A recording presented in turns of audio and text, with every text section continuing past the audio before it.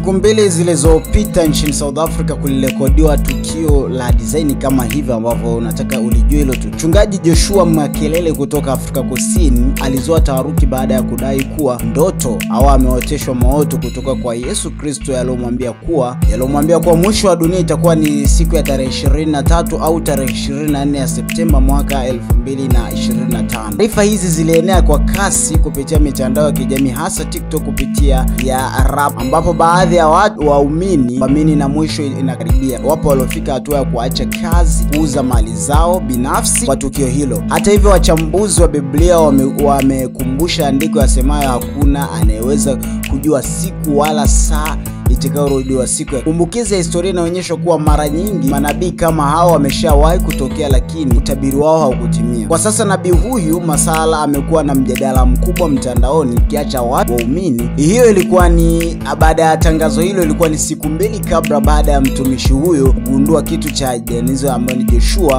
Mchungaji Joshua baada ya kutabiri uwepo wa siku ya mwisho kwamba itakuwa ni Septemba ya tarehe 23 na tarehe 24. Sasa jana tu waumini wa kanisa hilo kuu la Mchungaji Joshua na baadhi ya waumini wengine wamekusanyika mtaani wakifanya mkesha endelea kusubiri kuona hiyo siku ya mwisho ambao mchungaji alitabiri au aliweza kuiota. Baada ya waumini wengi kukesha mitaani, kesha katika pori moja wakifanya maombi na mkesha mkubwa wakisubiri kuona hiyo siku ya mwisho ambao wameambiwa na mtumishi wao. Hapo utaona baadhi na kuna video na kuonesha hapo inawaonesha waumini hao. Waumini wa kanisa moja nchini huko Afrika Kusini wamekusanyika kwa ajili ya kungojea kuona utabiri wa nabii aliotabiri Joshua ambao kwamba mnamo Septemba 23 huenda taona mwisho wa dunia. Watu mbalimbali na wasifu kutoka imani iliyokuwa nayo hadi imekuwa kitimiza siku hiyo, kwamba watu walikesha kwa sala na maombi wakisubiri kuona mwisho huo wa dunia. Lakini hatimaye mpaka sasa ukiwauliza ni kumekucha, na leo tarehe 25 tunavyozungumza, labda vipi utabiri wa nabii umetimia au hujatimia? Nafikiri huenda hauja. Sasa tubaki katika misingi ya imani, tusije tukaribu kupotosha mambo.